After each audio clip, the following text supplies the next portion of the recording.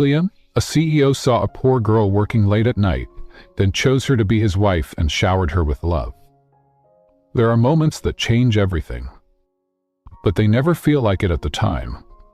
Sometimes it's just a sigh in an empty elevator, or a girl whispering to herself when she thinks no one's listening.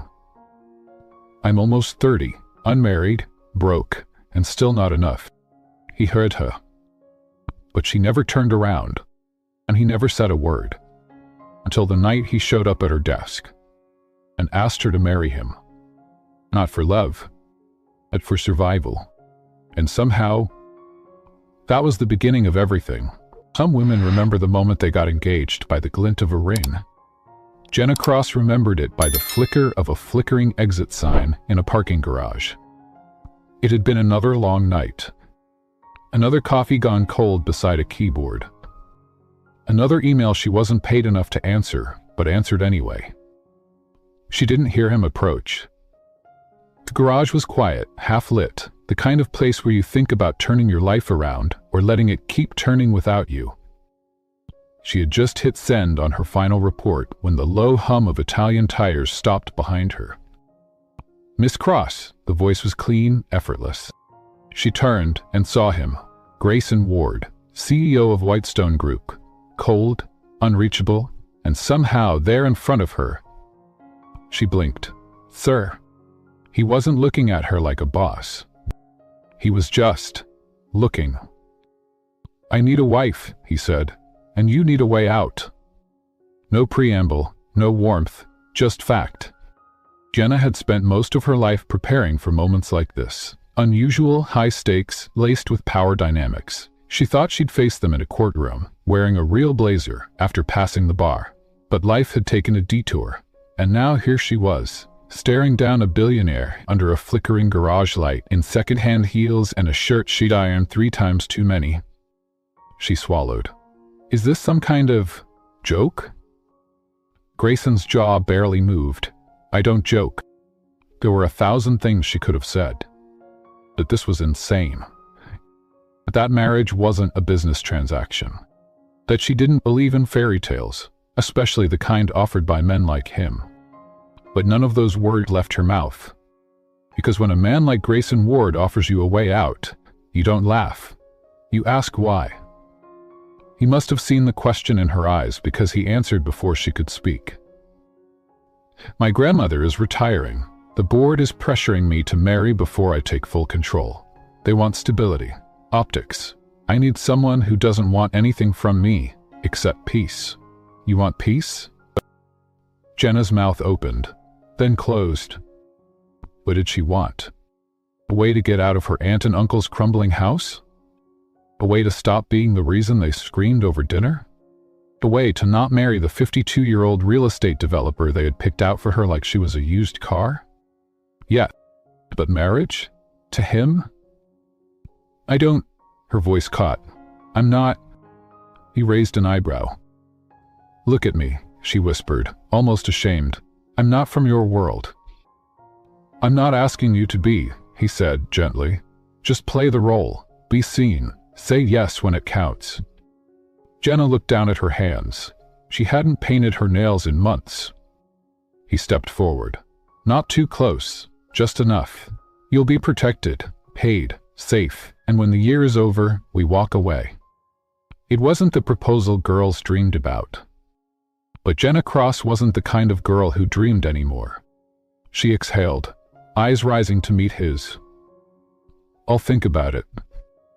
That night, she returned home to shouting. Her uncle had found out she skipped the blind date.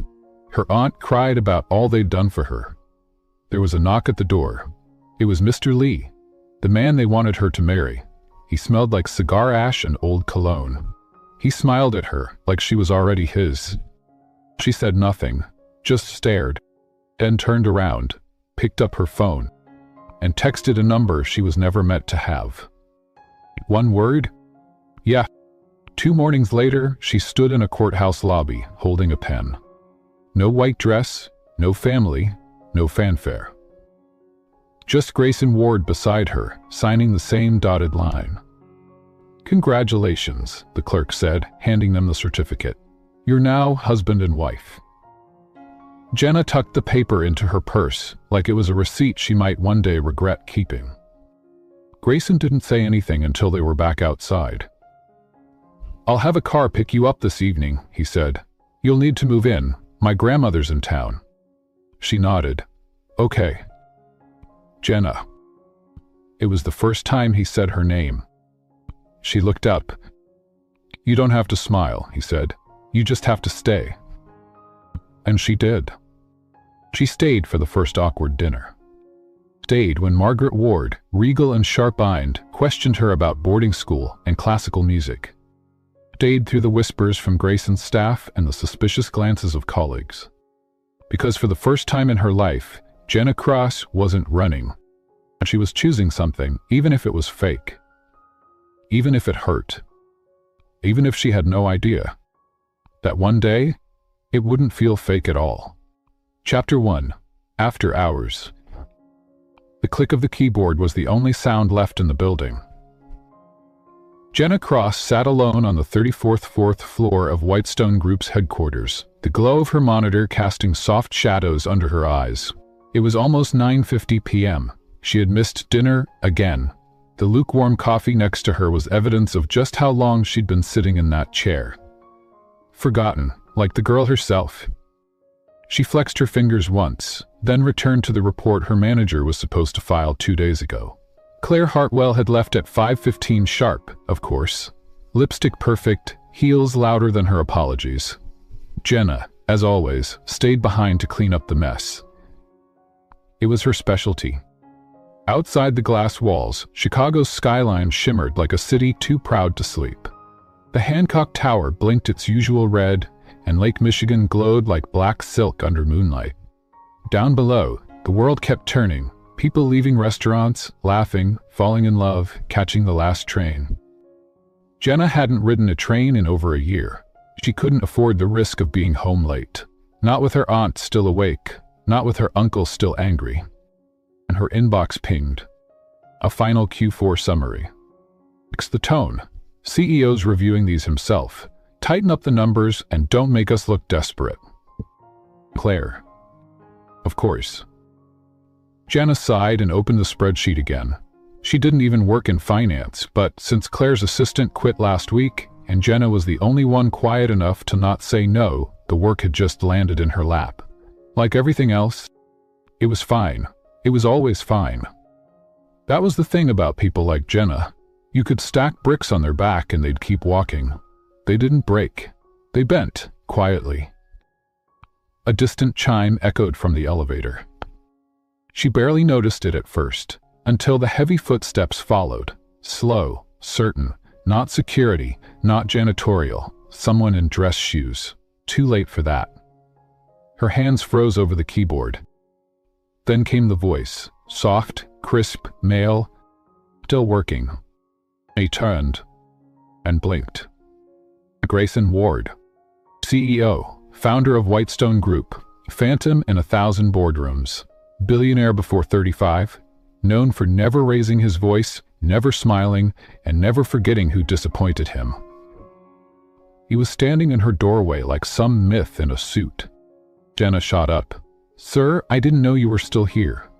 And his eyes swept the office, then the desk, the dual monitors, the half-eaten granola bar, the file folders she'd inherited but never owned. Finally, they landed on her. "You're Claire's assistant?" he asked. "One exactly," she said, then immediately regretted it. "I mean, I'm part of the strategic support team. I just help her sometimes, fill in gaps." He stepped in, his gaze unwavering. He moved like someone used to silence, the kind that came from power. "Why long have you been helping her?" 3 months. "A beat, since Dana left?" He nodded once. "And this?" He motioned to the spreadsheet on her screen. "Claire asked me to rewrite the summary before morning. She said you were reviewing them." Her mouth went dry. "Then I'll make sure it's ready." He said nothing for a long moment, just looked at her like he was reading something she hadn't written. Finally, "You're the one who corrected the merger terms on the Miller deck 2 weeks ago." It wasn't a question. Jenna nodded slowly. Yes, sir. I never got your name. Jenna Cross. Grayson tilted his head. And what's keeping Jenna Cross here at 10 p.m.? She gave a half smile. Unpaid loyalty, mostly.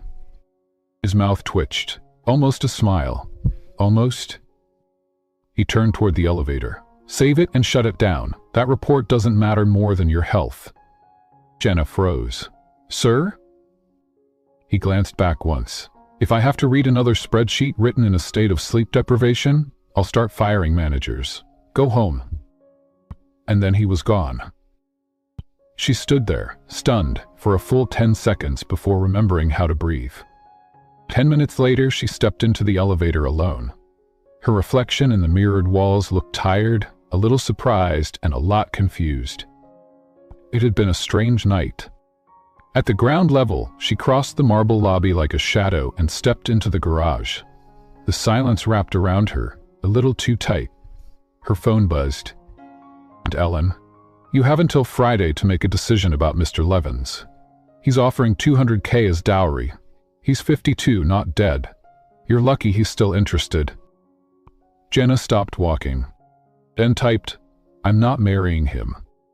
The typing dots popped up, then disappeared, then popped up again. And Ellen, we raised you for 10 years. This is how you repay us?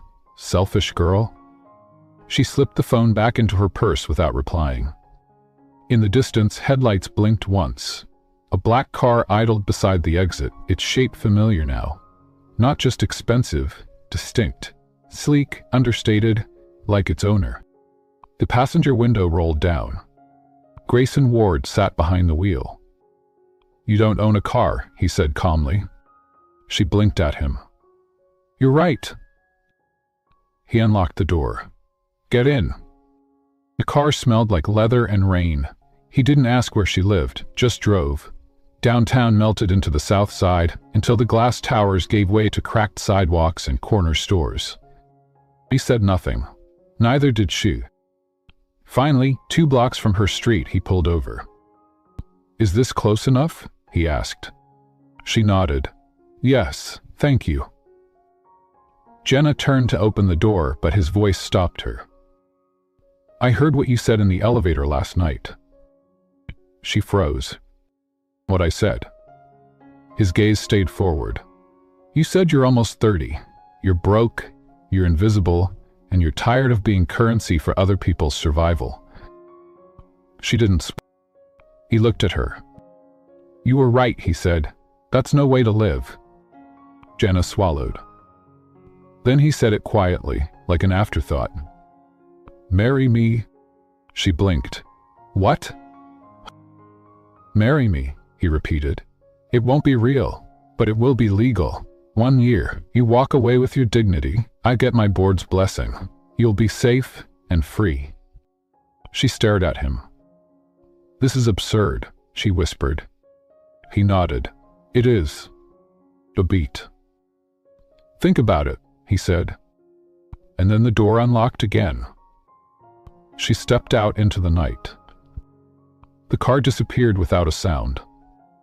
And Jenna Cross stood beneath a flickering street lamp, wondering if she had just been offered a lifeline or a leash. Chapter 2. The Paper Marriage. The city was still half asleep when Jenna Cross walked into the Cook County Courthouse. It was a Friday morning in January, gray sky, biting wind, her breath fogging against the collar of her coat. She hadn't told anyone where she was going. Not Claire, not her aunt, not even herself, really. She had simply replied yes to the text that came at 1:12 a.m. the night before. Grayson Ward's name wasn't attached to it, but she knew it was him. Tomorrow, 10 a.m., courthouse. No guests, wear something neutral. I'll handle the rest. No warmth, no emojis, not even a question mark. Just a man used to arranging the world like a meeting agenda.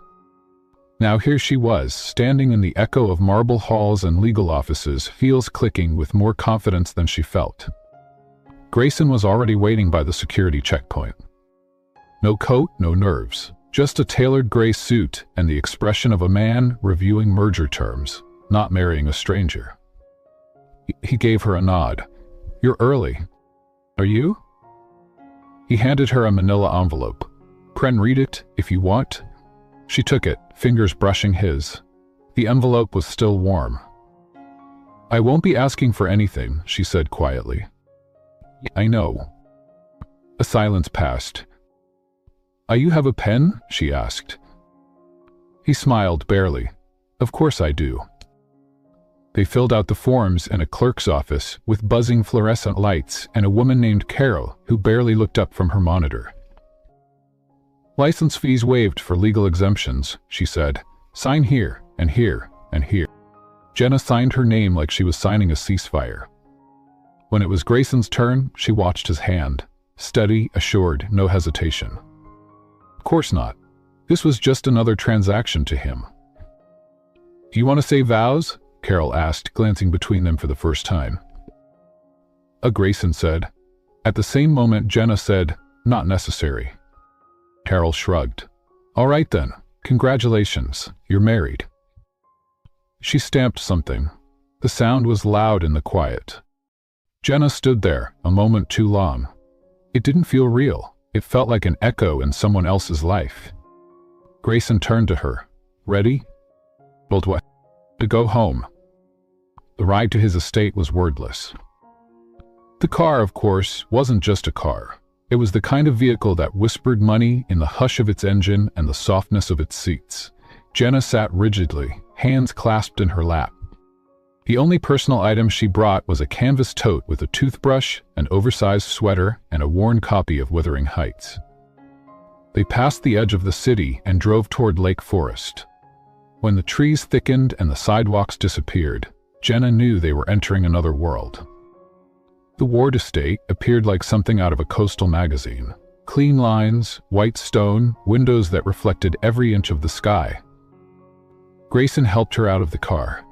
Didn't say a word as he led her up the wide stone steps. Inside, the house was silent. Not empty, not cold, just quiet in a way money could buy. Soft lighting, high ceilings, a painting hung in the foyer that probably cost more than her annual salary. Grayson gestured toward the hallway. "Your room is on the left, mine's at the end. Don't worry, doors stay closed." She nodded. "Thank you." He paused. "My grandmother's arriving tomorrow." Jenna's stomach turned. "Does she know about me?" "She knows I got married. That's all." Another pause. "She'll like you," he added. "She likes people who don't lie." Jenna stood in her new room after he left. The space was too perfect. White bedding, cream walls, a small vase of orchids by the window. Her old life felt 1,000 miles away. She set her bag on the edge of the bed and sat beside it. For a long while she just stared at the ring on her finger, simple, thin, a placeholder for something real. She wondered what people like Grayson thought when they slipped these things on. Did they believe in anything? Or was love just a myth to them, a relic poor people clung to because they couldn't afford control? That night, she came down to dinner. Not because she was hungry, but because she wanted to understand him. Grayson sat at the head of the long oak table, scrolling through a tablet. His sleeves were rolled up, his tie gone. She took the seat across from him. "You don't have to eat with me," he said without looking up. "I know." He looked up then, met her eyes, studied her. "Did you read the prenup?" "I did." "Any issues?" Olivia nodded. He nodded. "I'll transfer the monthly amount to your account tomorrow. The full year's sum is guaranteed, regardless of how this ends." "Why kind of you," she said softly. He watched her. "What did you expect?" he asked. "I don't know," she said. "Maybe a little less formality, a little more, I don't know, humanity?" Another silence. Grayson pushed the tablet aside. "I don't believe in pretending. Makes two of us." A corner of his mouth lifted. "I knew there was a reason I chose you." After dinner, Jenna walked the halls. Each room held silence in the air, like perfume. No laughter, no music, just space. She stood outside Grayson's study for a long minute. Inside, she could hear the faint sound of keys tapping. Another late night, just like her own. She almost knocked, then turned and walked away. Hours later, she stood in her room in a borrowed robe and stared at her reflection. "Jenna Ward," she said softly. "Mrs. Grayson, Ward." It sounded ridiculous. She laughed. But only once. In the middle of the night, her phone lit up. "Unknown number. Heard you got married. You didn't even ask permission. You owe us. That ring better come off." She stared at the message, then blocked the number. She slipped her phone under the pillow and turned off the light. Outside, the wind howled over the lake, but inside, she stayed still. If this was a dream, it was a strange one. And if it was a nightmare? At least, for the first time, she wasn't dreaming alone. Chapter 3. The Conditions. The next morning began with silence.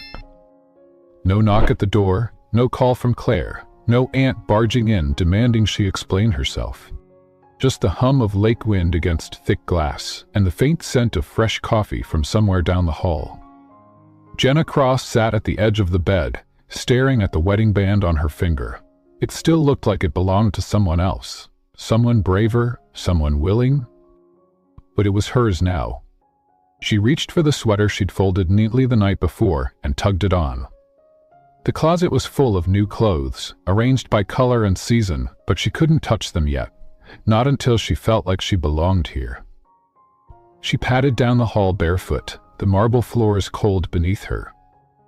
In the kitchen, Grayson stood at the stove in rolled-up sleeves and dress pants, pouring hot water over a French press like he'd done it 1,000 times. He looked over when she entered. "You're an early riser," he said. "I didn't sleep much."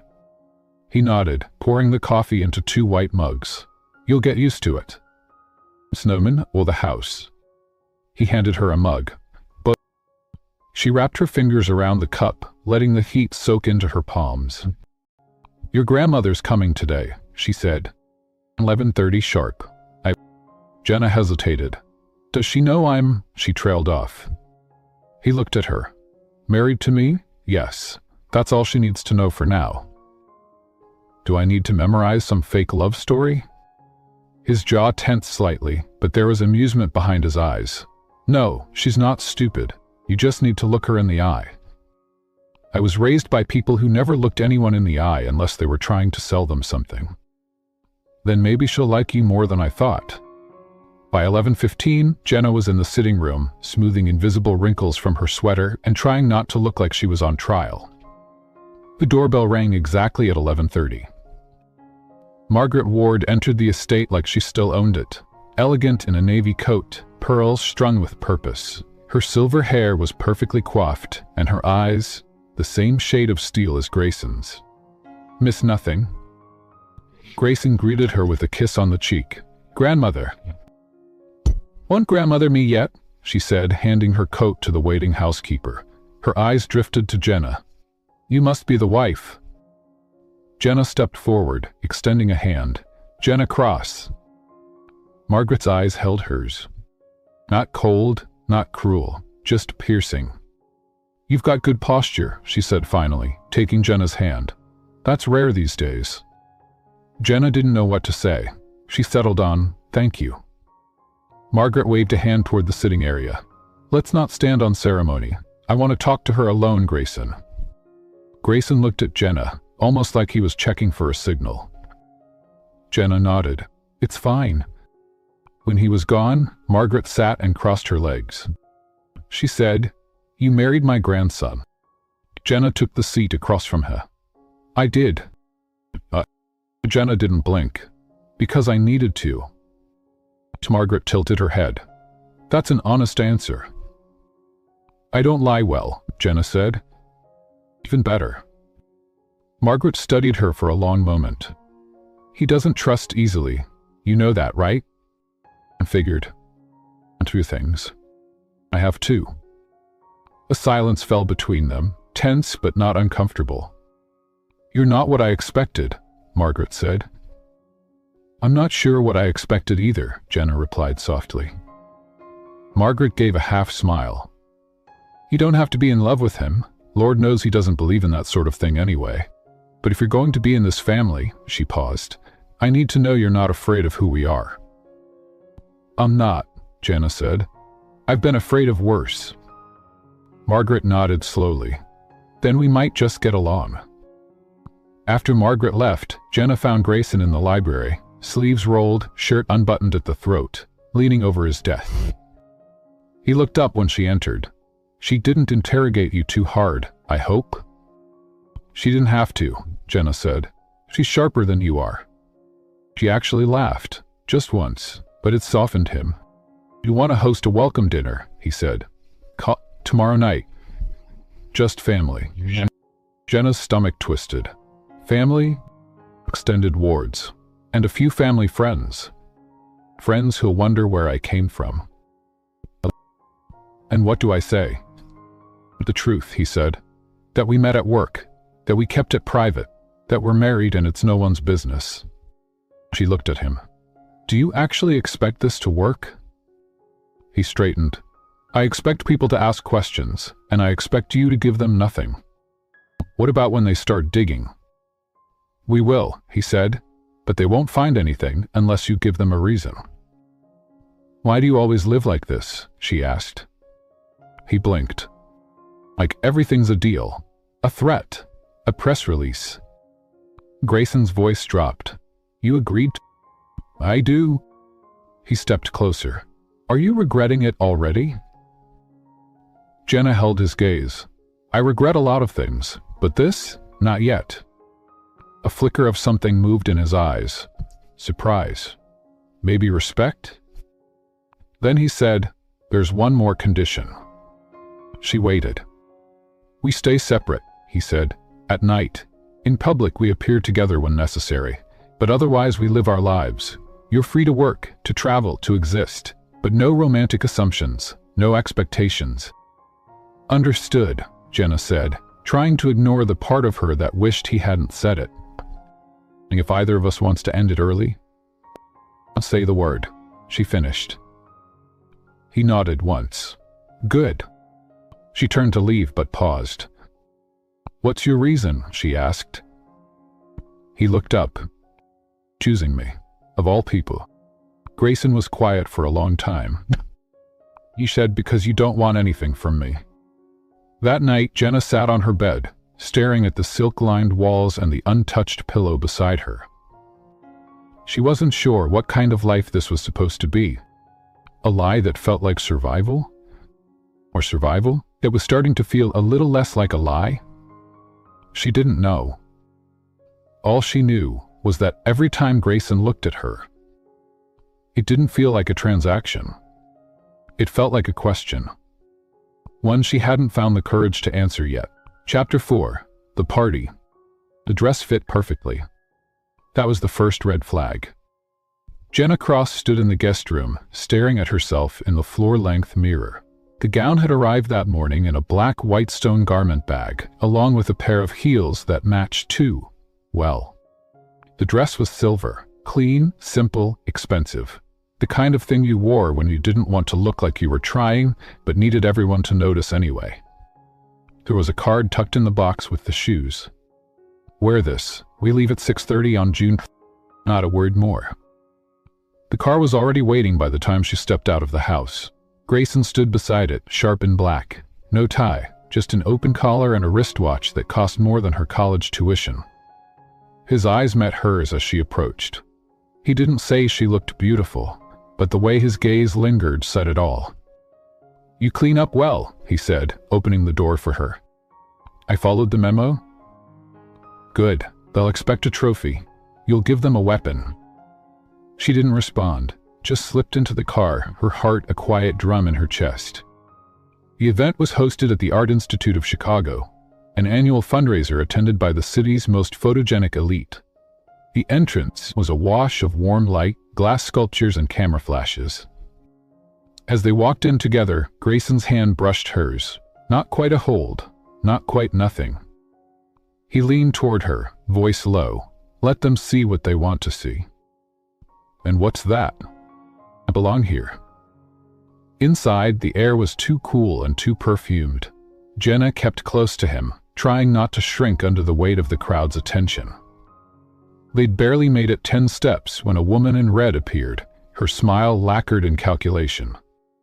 "Grayson," she purred, "you've brought someone?" Jenna smiled, polite but unreadable. "Jenna, his wife." The woman's smile flickered. "Wife? How fascinating. When did this happen?"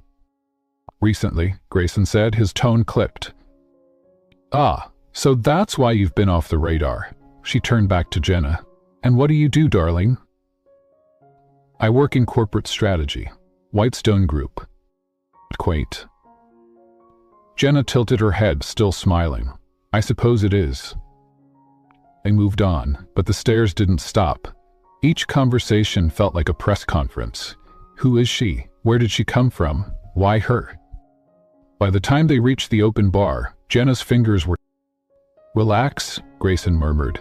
"They're just trying to find a crack." "There's no crack," she said. His lips twitched.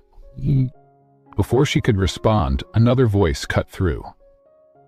"Well, well," the silent assistant finally speaks. Jenna turned. Claire Hartwell.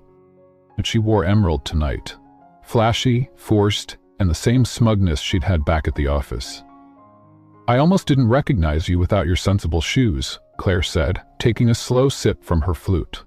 "Didn't know you were playing Cinderella these days."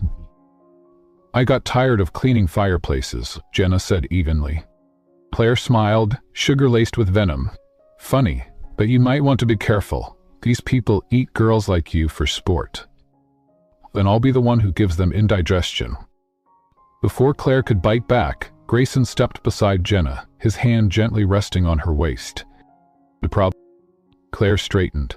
"Not at all, Mr. Ward, just complimenting your wife on her boldness." Grayson didn't blink.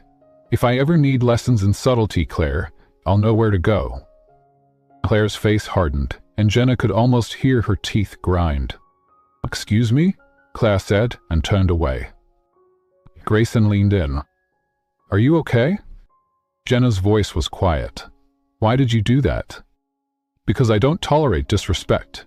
Not to my employees, and certainly not to my wife." The word wife settled between them like something heavy and new. Jenna stared at him, but he was already scanning the room again. A general surveying the battlefield. Later, Margaret Ward arrived, accompanied by a string of socialites and old money ghosts. She was gracious, elegant, and razor-sharp. She greeted Jenna with a nod of approval. "You didn't embarrass him," she said quietly. "I wasn't planning to." Margaret's smile was faint. "That's what makes you dangerous. Good." Jenna blinked. "You want me to be dangerous?" "I want him to bleed a little. Love isn't supposed to be comfortable." Before Jenna could respond, someone called Margaret away, and the moment passed like a breeze over still water. Near midnight, Jenna found herself on the terrace, letting the cold sting her skin. The lake was a dark mirror. The city behind her was louder than her thoughts. "You handled them well," Grayson said, appearing beside her. She gave a small shrug. "I've been watched before." "I like this." "No," she admitted. "Not like this." A silence fell. "You didn't have to defend me," she said. "Not in there." Upon hearing this, the soldiers smiled. "I did." Jenna turned toward him, arms crossed. "Why?" "Because you're not a pawn." "I am," she said. "That was the deal." He stepped closer. "Not to me." Something shifted between them. Not in the way they looked at each other, but in the space that didn't exist anymore. "Thank you," she whispered. He didn't answer. But he reached up, brushing a strand of hair from her face. The touch was soft, intentional. And then just like that, it was gone. "We should go," he said. "Tomorrow's another show." In the car ride home, they didn't speak. But Jenna noticed he didn't pull away when their hands touched in the center console. And when he walked her to her room and hesitated by the door, She almost asked him to stay. Almost. But instead, she said, "Good night." And he said, "Sleep well, Mrs. Ward." She didn't sleep. But for the first time, she didn't feel like she was pretending. Not entirely. Chapter 5. The Rumor. The following Monday, Jenna arrived at Whitestone HQ 15 minutes early, hoping to avoid the stairs. She failed. The moment she stepped through the security turnstile, whispers followed her like perfume. Her heels echoed on the polished floors, and every step felt like walking through a minefield of glances and side eyes. She kept her face neutral, professional, untouchable. It didn't matter. She heard the name anyway. Mrs. Ward. The first time someone said it aloud, half joking, half curious, was in the elevator. Claire Hartwell's voice, of course. Didn't know we were allowed to marry up the food chain. Maybe I should start staying late too. Jenna didn't respond. She stared straight ahead at the floor numbers. Claire leaned in, lowering her voice just enough. "Careful, Jenna. In this place, everything gets passed around, especially secrets." The doors opened. Jenna walked out first. She didn't look back. By 10:00 AM, the rumor had hit the company's private group chat. By noon, someone had unearthed a blurry photo of her and Grayson at the gala. By 2, the whisperers had evolved into theories. But she seduced him. She blackmailed him. She must be pregnant. Jenna sat at her desk in the strategy pod, pretending she didn't see the way people paused in the hallway, pretending she wasn't unraveling inside. She had fought hard to get here. She had stayed late, fixed other people's mistakes, stayed invisible because that's how you survive. Now she was the story. Grayson texted her at 3:06 PM. The office. 10 min. And that was it. No subject. No warmth. She closed her laptop and walked the length of the 41st floor with a calm she didn't feel. The receptionist opened the frosted door without a word. Grayson was at his desk, alone, tie off, sleeves rolled, jacket slung over the chair. The skyline behind him made him look like a still from a documentary on American power. He didn't look up when she entered. "You saw it?" Jenna said. "I did." He tapped something on his screen. "It'll die down." "You think it will?" "I know it will." She stood there, arms crossed. "What if it does?" Grayson looked up. His eyes were steel. "I don't care what they say." "You might not, but I work here." He stood. "Do you want me to make a statement?" "God, no," she said. "That would only make it worse." "Then what do you want?" The question stopped her cold. What did she want? For the rumors to go away? For Claire to disappear? For Grayson to pull her close and say something that felt less like strategy and more like heart? She didn't answer. Instead, she whispered, "I didn't ask for any of this." Grayson stepped toward her, close enough to read the tightness in her jaw. "You said yes." "I said yes to a contract, not a scandal." He paused. Then, softer, "Do you regret it?" She looked up at him. "No," she said, "but I don't want to disappear into someone else's narrative." Grayson nodded slowly. "Then write your own." The rest of the week blurred. Jenna kept her head down. She ate lunch at her desk. She answered emails like a ghost. Claire didn't speak to her, but Jenna could feel her circling, waiting for her to slip. And then came Friday. Margaret Ward's dinner. The dining room was set for 14. Jenna wore black this time, clean lines, minimal jewelry, a quiet armor. The necklace had been a gift from Grayson's grandmother. Simple pearl, heavy with meaning. The guests began arriving by 6. Board members, extended cousins, old family friends who drank bourbon like water and called her darling too quickly. Jenna stood beside Grayson like a shadow, smiling, listening, letting her spine do the work of confidence. Then came the question. From someone named Roland, retired judge, family friend, 2 drinks in. "So tell me, Jenna, How does one go from entry-level assistant to Mrs. Grayson Ward in under a year? The room stilled. Grayson turned his head, but Jenna touched his arm, silently said, "I've got this." She smiled at Roland. Same way people become judges, long hours, right place, right time, and a hell of a poker face. Someone chuckled. The moment moved on. But Grayson was still watching her. Later, when dessert was served, he leaned in. "You handled that better than I would have. You would have crushed him with numbers." "By you?" "I used charm. It's more disarming." He smiled, small but real. Dangerous woman. Jenna met his eyes, only when cornered. That night, after the guests were gone, they found themselves in the library again. She curled up in the leather armchair. He poured 2 glasses of wine. Not celebration, just stillness. "You looked comfortable tonight," he said. "I wasn't." "Could have fooled me." She looked at him. "Why didn't you say something? Back when the rumors started." He took a sip. "Because I wanted to see how you'd handle it. It's been hiding in the shadows. I hadn't? I'd have stepped in, but you didn't need me." She hesitated. "Sometimes I wish I did." Grayson was quiet. Then, "You don't know what that means to me." She watched him. "You know," she said slowly, "this would be a lot easier if we actually hated each other." He set the glass down. "Would it?" She nodded. "Then none of this would be confusing." He stepped forward. "Is it?" Jenna's breath caught. The silence between them stretched long and delicate. Whispered. He stopped inches from her. "Then let's not pretend anymore." She looked up at him. And this time, she didn't look away. Chapter 6. The Terms We Didn't Write. It started with a knock. Soft, hesitant, almost apologetic. Jenna opened her bedroom door to find Grayson standing there. Not in a suit, not in armor, but barefoot, dressed in black sweatpants and a dark t-shirt.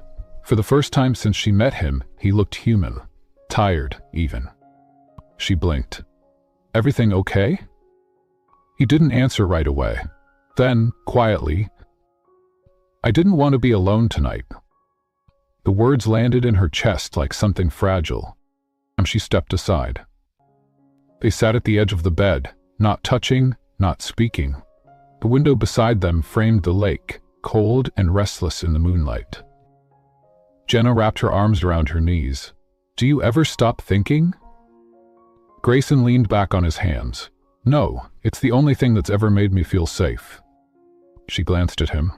"That sounds exhausting." "It is," he admitted, "but control is the only thing I've ever been good at."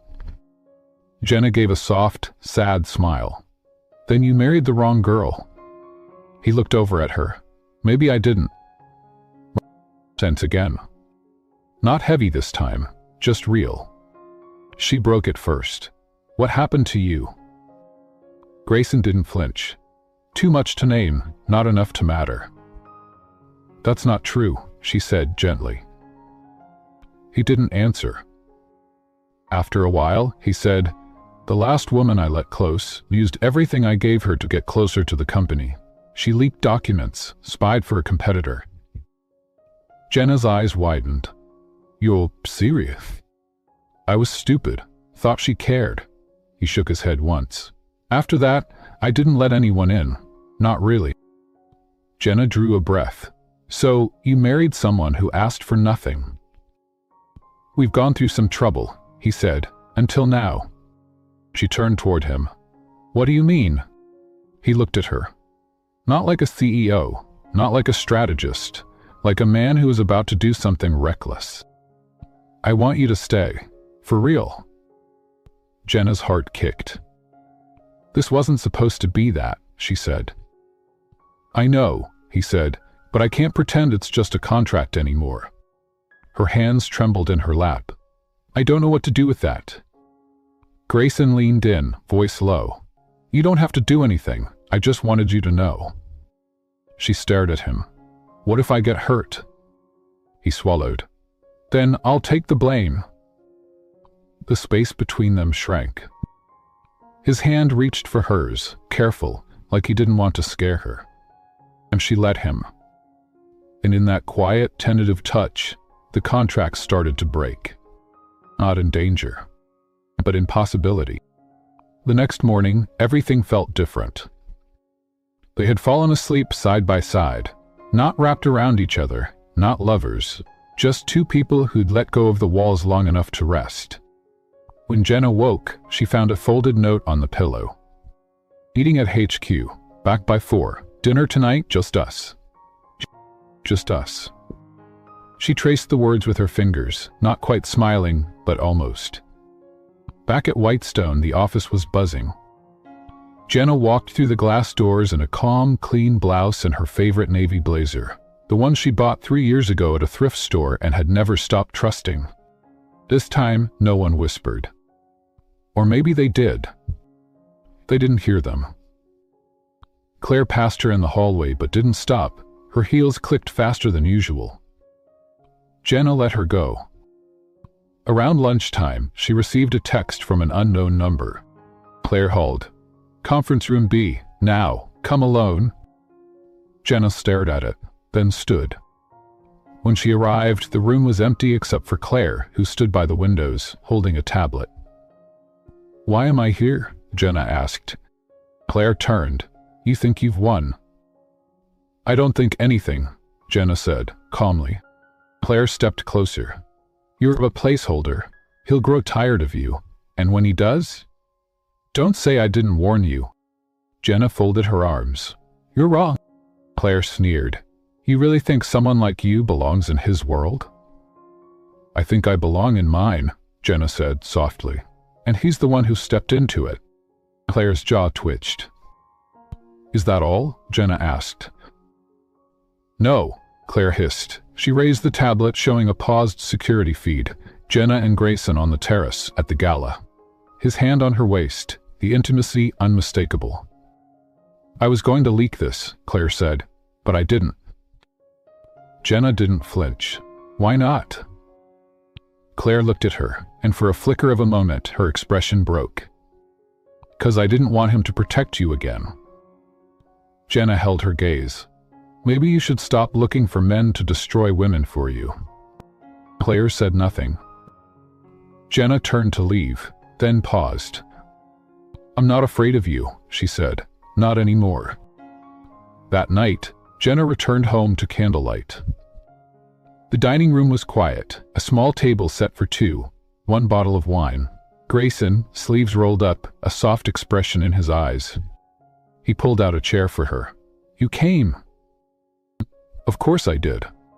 I sat, ate, laughed once or twice, talked about things that didn't have dollar signs attached to them. And after the plates were cleared and the wine ran low, Jenna looked across the table and asked, Do you still want this to be temporary?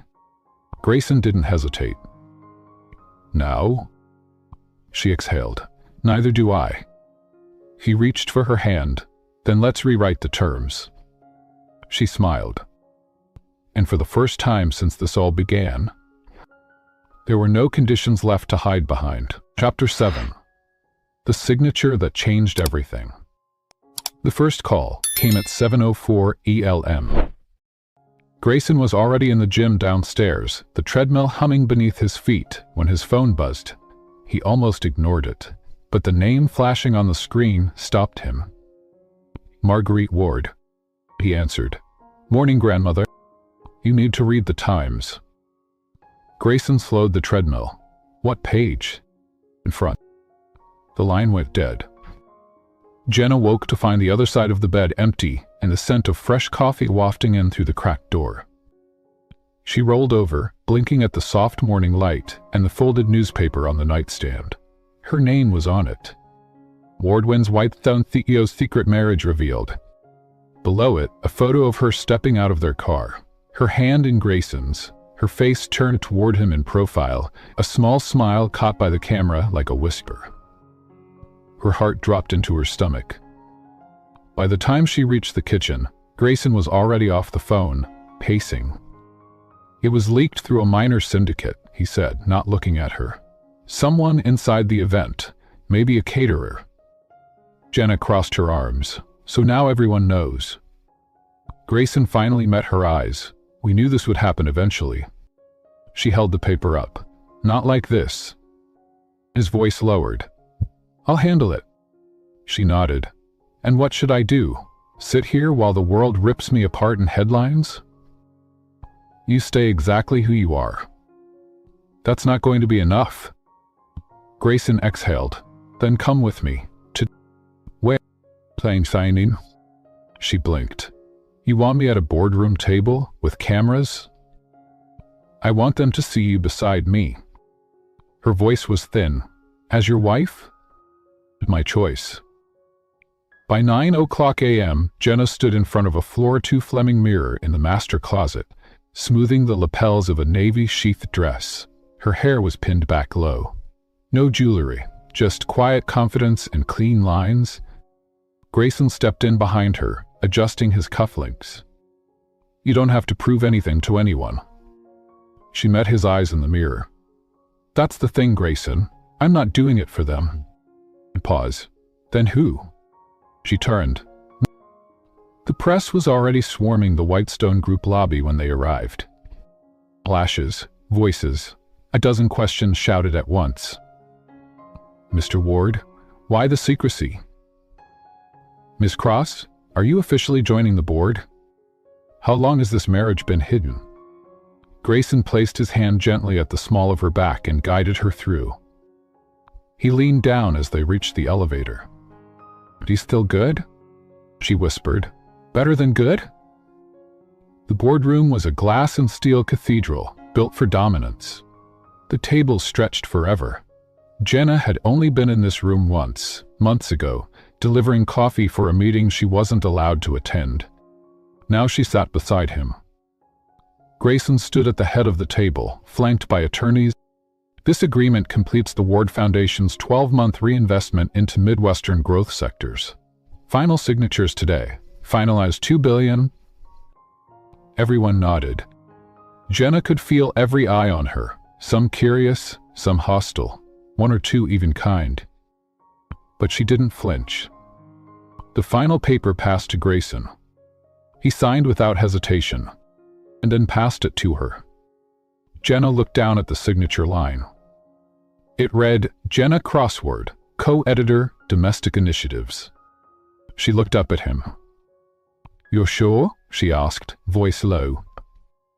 Grayson met her gaze. "I'm certain." She signed.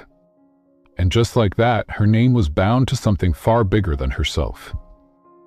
Afterward, there were handshakes, flashes, a million murmurs. But Grayson stayed close, hand brushing hers once, just enough to remind her, "You're not alone anymore." That evening, the Ward estate was quiet. The media buzzed online, but inside, it was just them. Jenna sat on the back terrace, the lake dark and endless in the distance. Grayson joined her with 2 mugs of tea. He handed her one, then sat beside her. "You didn't have to do that," she said.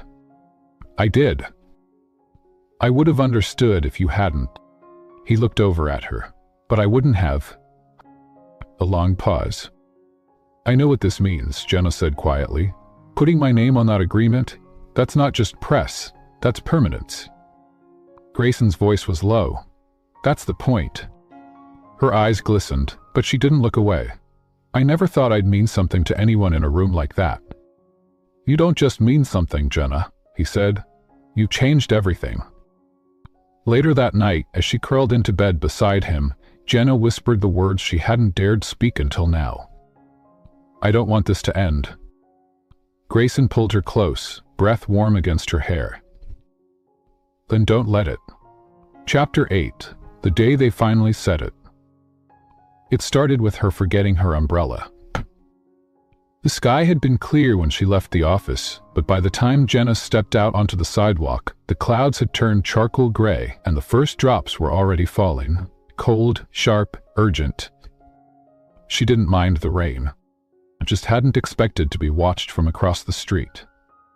Grayson Ward's black town car slid up to the curb before she had taken 5 steps. The door opened before she even lifted her hand. "You always forget umbrellas," he said softly. Jenna climbed in, her hair damp, her blouse clinging slightly to her skin. "You always watch." Grayson handed her a clean towel from the seat beside him.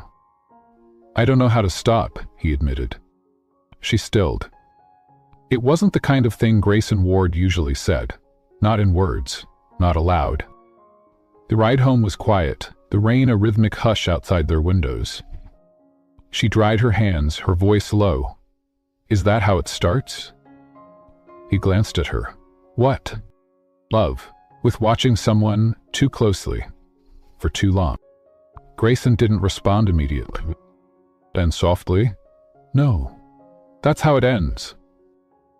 Jenna turned toward him. "So, what's the beginning?" His voice was low. "Wanting to protect something you don't own, and hoping you never have to let go of it." She looked away, out at the storm. But her heart, that traitor, was no longer quiet. Back at the estate, she moved through the hallway slowly, fingers trailing along the wall like she was memorizing her way through a life she wasn't ready to leave. Grayson followed her to the study. He didn't say anything. Neither did she.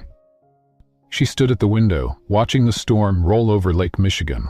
A white flash lit up the horizon, and for a second, the world looked like it was made of glass. "I never thought I'd feel safe in a storm again," she said. Grayson stepped behind her. "What changed?" She turned. "You..." He moved closer, and this time, she didn't step back. "I wanted to say it that night," he said.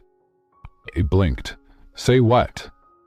"I wanted to say it when you signed the document, when you stood beside me in that room like you'd been there forever, when you laughed with your eyes and made the board forget what power looked like, when you smiled like you were doing it just for you." Jenna's voice caught. "Then why didn't you?" Grayson looked down.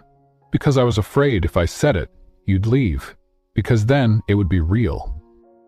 Her voice was barely a whisper. "Say it now." He met her eyes. "I love you." The words weren't rushed, weren't dramatic. Just true. Like gravity, like breath.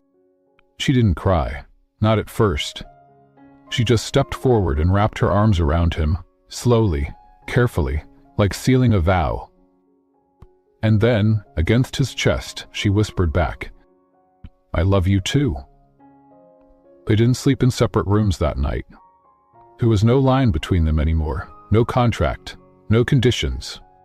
Just skin and breath and quiet laughter as their fingers tangled beneath the sheets, like they'd always known their way to each other.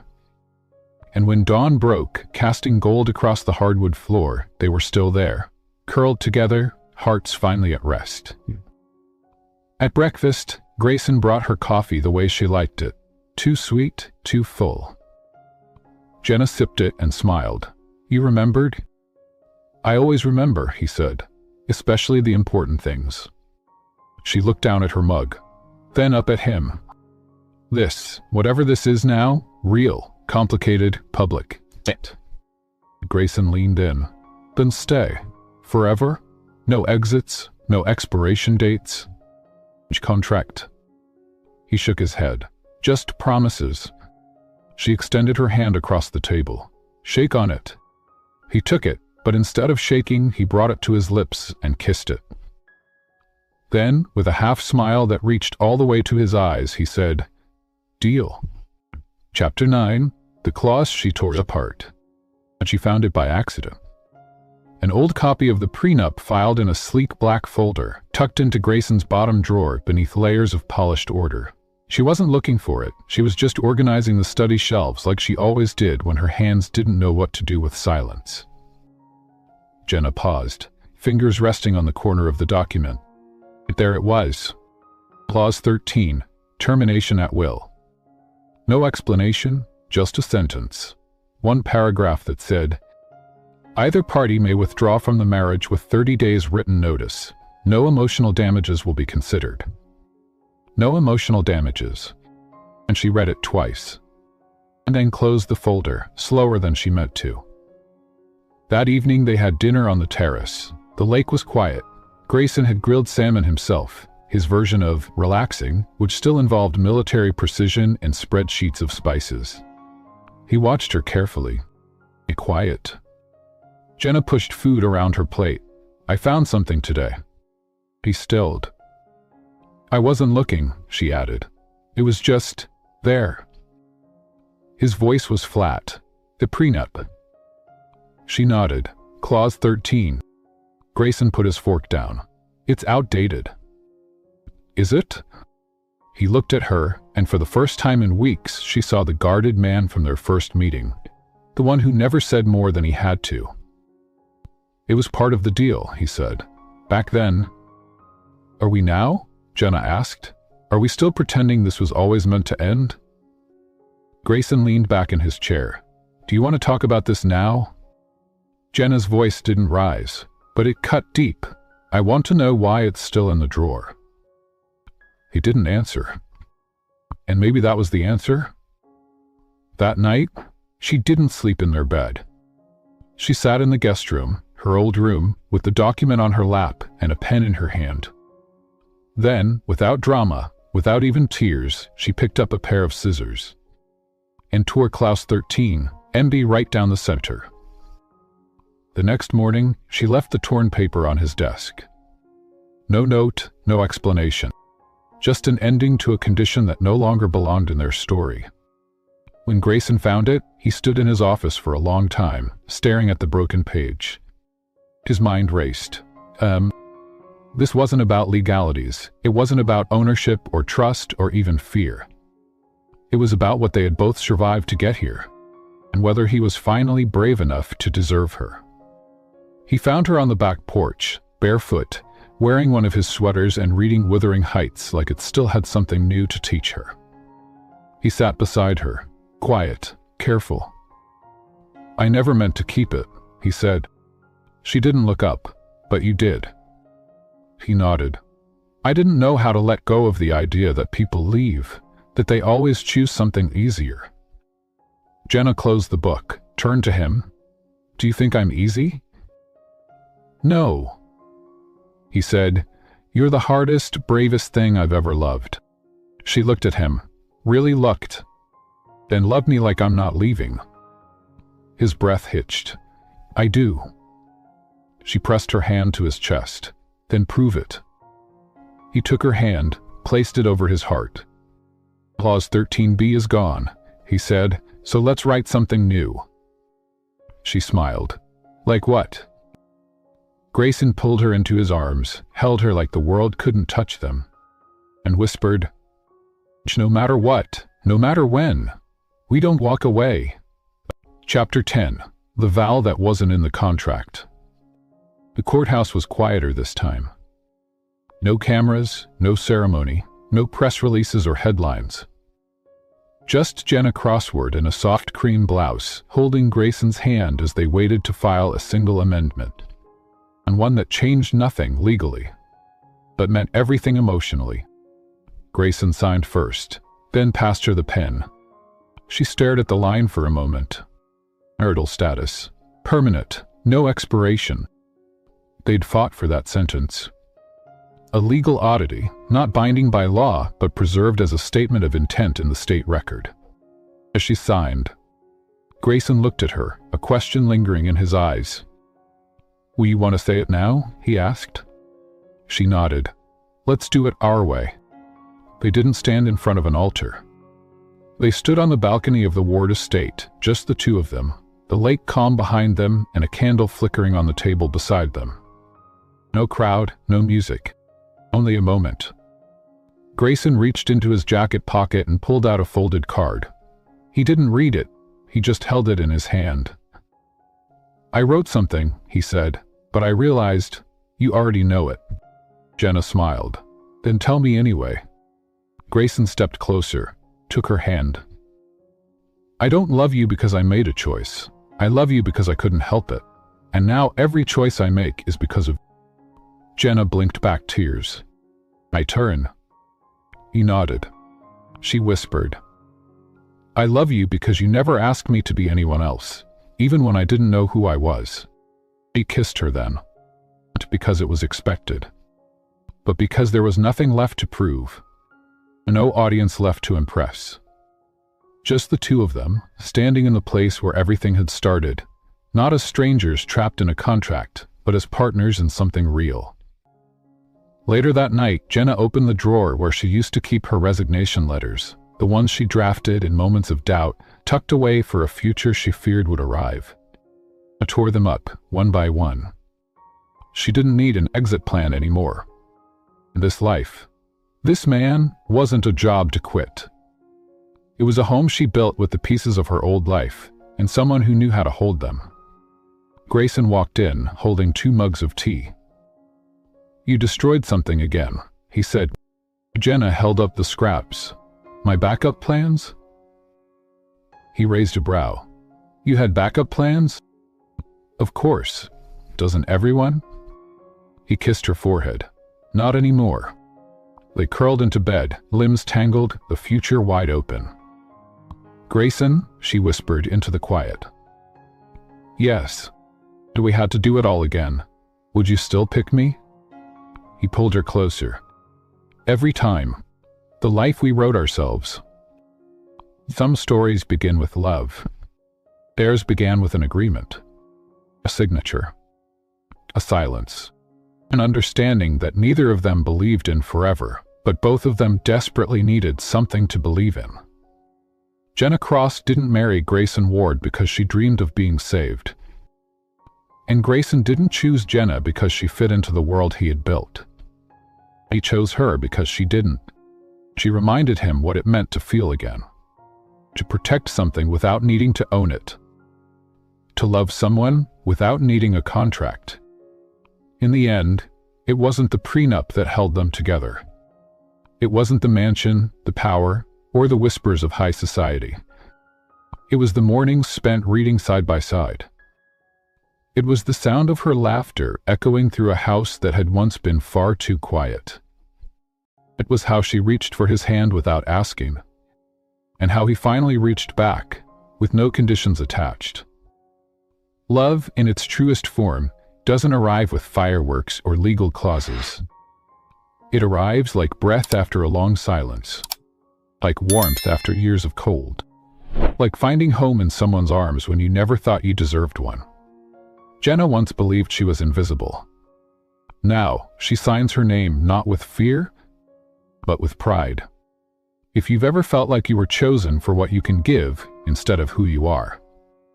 If you've ever been told you don't belong in someone else's story, then write your own. Tear up the clauses that limit you. Let someone love you for the terms you set. Or if you must walk alone a while longer, walk with the quiet knowing that you are worth the vow. Even if it's one only you ever hear. Have you ever signed something you didn't fully understand? A job contract? A relationship? A silence? And when did you finally rewrite the terms? Let someone out there hear your story. They may be standing in the rain, forgetting their umbrella, and waiting to know they're not alone. Thank you for watching. If this story moves something in you, don't just keep it to yourself. Share it with someone who believes in quiet beginnings. It's in endings that feel like home. This was their story. And maybe it could be yours too. At the end, she worked late every night until a billionaire CEO chose her to be his wife.